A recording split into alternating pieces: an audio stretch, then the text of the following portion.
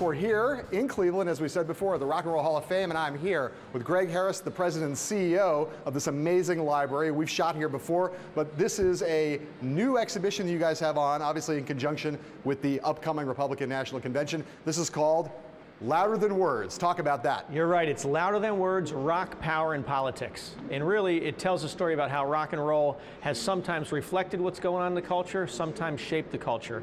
And doing it through this topic, we can cover civil rights, women's rights, gender rights, the environment. It's all in rock and roll. There's something special about three chords and the truth. Yeah, one of the great things about this hall, as I discovered the last time I was here, is not only is it an incredible trip through history, you get to kind of go look around here and see pretty much everything in the history of rock and roll, but there's also just incredible artifacts, right? There's you have a lot of great stuff. So on the two floors that Louder Than Words takes place, just tell me about some of the favorite things that you have displayed here. If someone comes here, they're going to see what? So, the power of the artifact, and it's not just a generic guitar.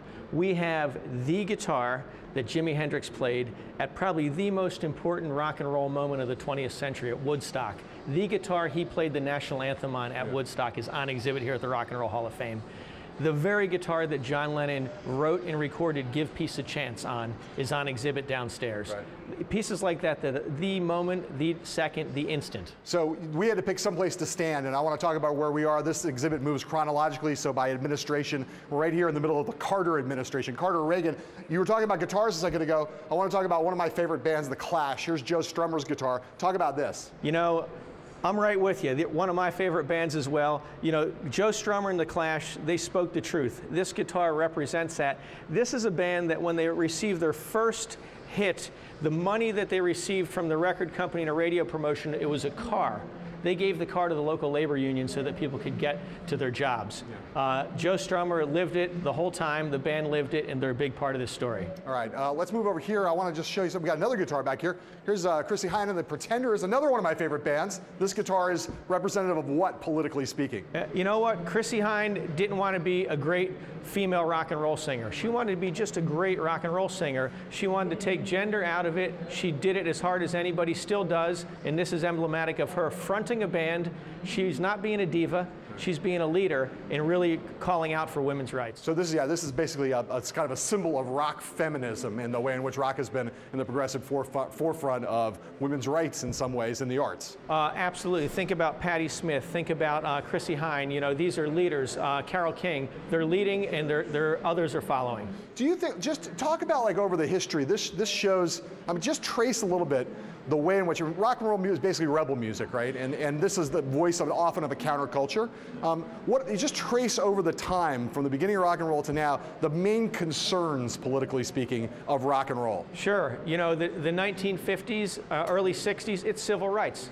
Rock and roll is pushing the envelope. You've got controversy because you've got white suburban kids listening to rhythm and blues and African-American music, and it's shaking their world.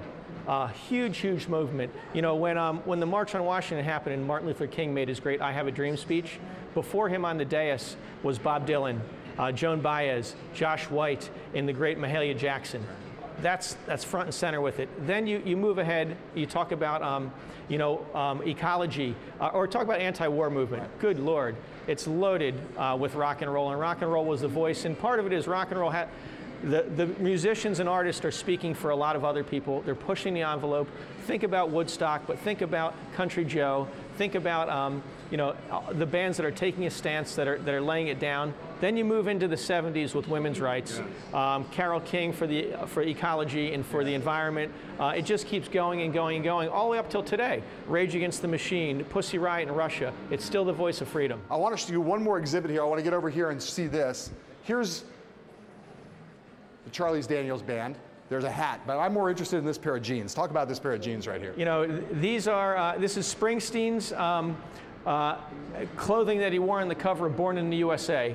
Initially a little bit of a misunderstood album. Right. In fact, the music gets co-opted a bit as a pro story, but really it's Bruce through his lens as an American, drawing a lens on things that he doesn't agree with, and doing it in a way that had a big, big audience and a big, not just a big sound, but big subjects and universal themes that he writes about. Yeah, we're sitting here standing in the 1980s. This song, in some ways, one of the great anti-Vietnam War songs, even though the Vietnam War was long over. And as you say, Springsteen, this was interpreted as a patriotic anthem, but in fact was really a howl of pain about the after effects of Vietnam. Absolutely, and let's not lose sight of, he has a strong voice. It continues when he decided not to play in North Carolina a few weeks ago.